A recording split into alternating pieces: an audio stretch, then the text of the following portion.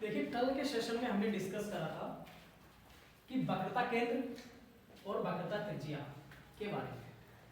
वक्रता त्रिज्या क्या होती है हमने कल आपको भली भांति बताया था। वक्रता केंद्र क्या होता है ये भी आपको हमने भली भांति बताया था। अब इसके चलिए हम इस सेशन को आगे तक लेकर के चलते हैं। आप लोगों के पास अगली हेडिंग क्या होती है? ध्रुव। अगली हेडिंग क्या होती है? ध्रुव। ध्रुव क्या होता है? ये जो हमारे दर्पण है, ये जो हमारे दर्पण है, ये दोनों अवतल दर्पण और उत्तल दर्पण। अच्छा आपको नजर आ रहा होगा कि ध्रुव यानी पोल। अच्छा हम इसको देखें इंग्लिश में कहते हैं हम इसको पोल। क्या कहते हैं? पोल। पोल। तो जो हमारा ये P है इसी को हम ध्रुव कहते हैं। ये हम देख रहे हैं कि दर्पण का जो परावर्तक तल होता है, दर्पण के परावर्तक तल के मध्य को हम ध्रुव कहते हैं। अच्छा पता कैसे चलेगा कि दर्पण का परावर्तक तल जो है वो मध्य में कहाँ है? ये दिखाई दे रहा है आपको दर्पण है इस तरीके से। ये मिरर M1 और ये M2 दोनों सेम कंडीशन। इसमें क्या हुआ कि जब हमने ये एक नॉर्मल इस तरीके से ये लाइन जब ड्रॉ की तो उसमें हमें पता चला ये जो हमारा दर्पण है इसके मध्य में ये पॉइंट बन रहा है। क्या है? P। क्या है? P। यही हमारा क्या है? परावर्तक तल के मध्य का बिंदु ध्रुव। इसे हम क्या कहते हैं? ध्रुव कहते हैं। तो इसकी अगर मैं डेफिनेशन की बात करता हूं अभी तो दर्पण के परावर्तक तल के मध्य, दर्पण के परावर्तक तल के मध्य, तल के मध्य बिंदु को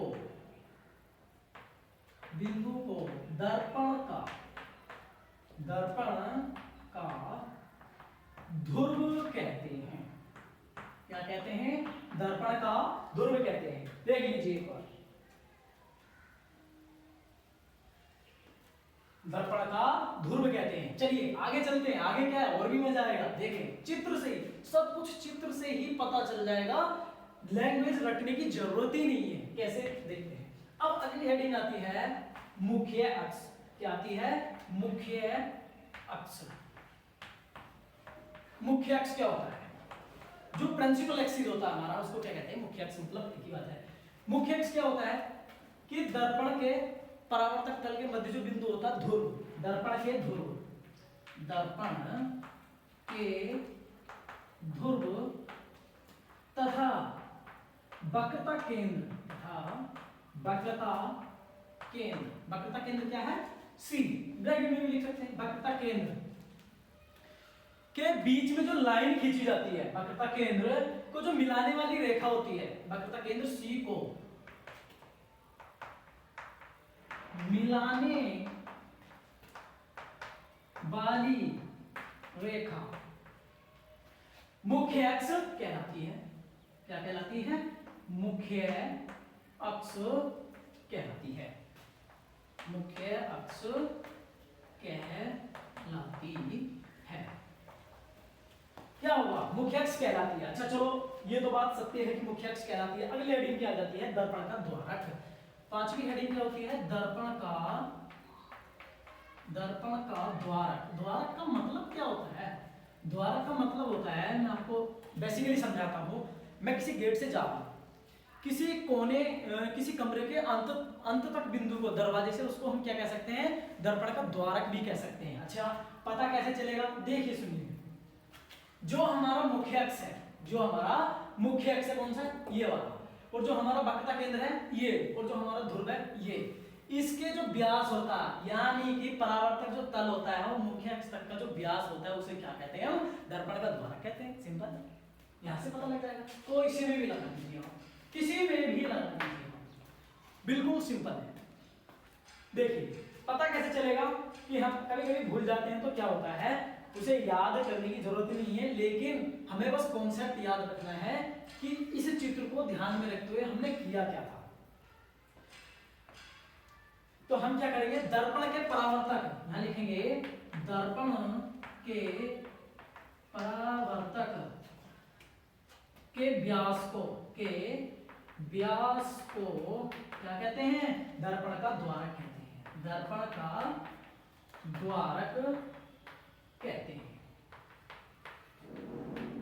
कभी कभी क्वेश्चन आ जाता है बन के, छोटी छोटी चीज हमको पता नहीं होती है कि दर्पण के द्वारक, वक्रता केंद्र, ध्रुव, मुख्य अक्ष, इनमें जब क्वेश्चन बन के आता तो हम हिलत जाते हैं। तो ये ये मतलब ये प्रॉब्लम जो है हमारे सामने कभी नहीं आनी चाहिए, इसलिए मैं छोटी छोटी चीजों को बता रहा हूँ। ठीक है, आगे चलते हैं। आगे क्या होता है? मुख्य फोकस, प्रिंसिपल एक्सिस क्या होता है? चलिए देखिए, कर लीजिए इसको।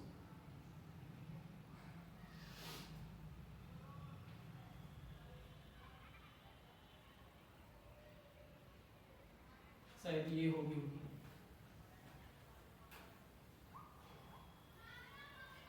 ये भी होगी।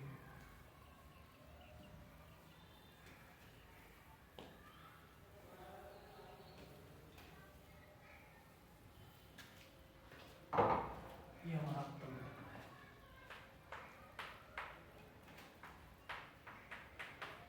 मिट गया।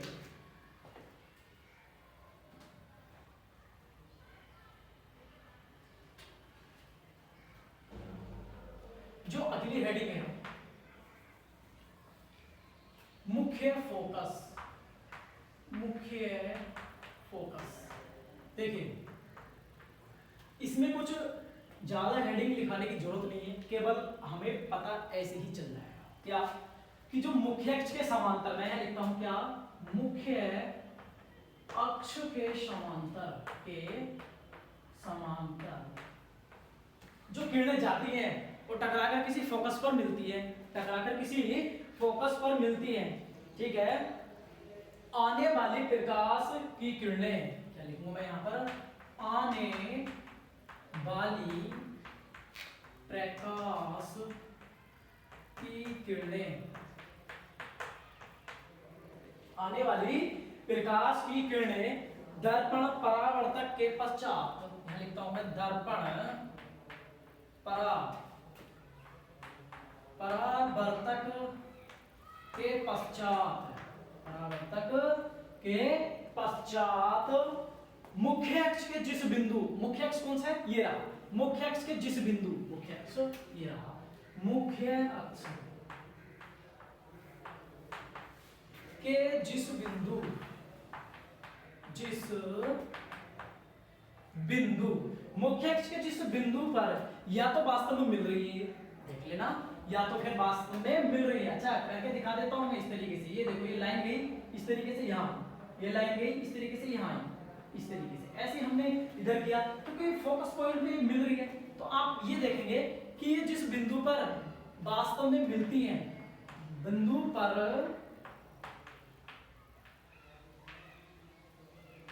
वास्तव में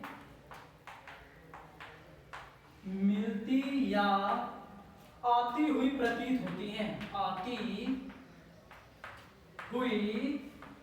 प्रतीत होती है, आती हुई प्रतीत होती है। इसका मतलब क्या है? वो क्या कहलाती है? मुख्य फोकस कहलाती है। आती हुई प्रतीत होती है या मिलती है, तो उस बिंदु को दर्पण का क्या कहते हैं? क्या कहते हैं इस बिंदु को? दर्पण का मुख्य फोकस कहते हैं। तो उस बिंदु को दर्पण का मुख्य फोकस कहते हैं, मुख्य फोकस कहते हैं। ठीक है, आप ये कर चुके होंगे।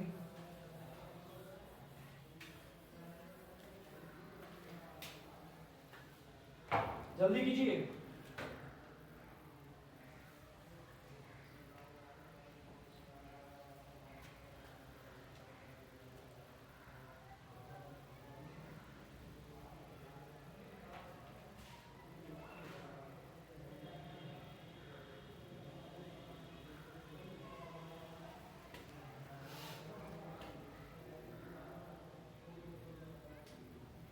हो गया होगा।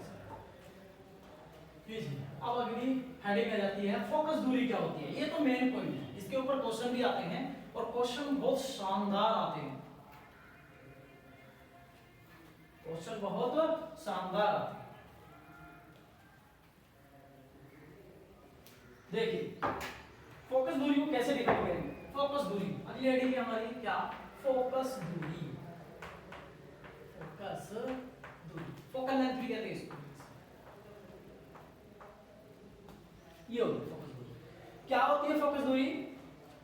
दर्पण के ध्रुव से मुख्य फोकस तक की दूरी को, दर्पण के ध्रुव से, दर्पण का ध्रुव कौन सा है, ये रहा दर्पण का ध्रुव, मुख्य फोकस तक। अभी मैंने बताया था, अभी मैंने जस्ट बताया कि मुख्य फोकस किसको कहते हैं।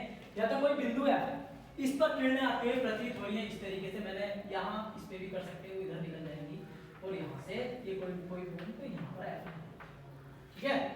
अब आपको लग रहा है कि फोकस दूरी कैसे निकालेंगे, क्या दर्पण के ध्रुव से, यहाँ पर मैं लिखता हूँ दर्पण के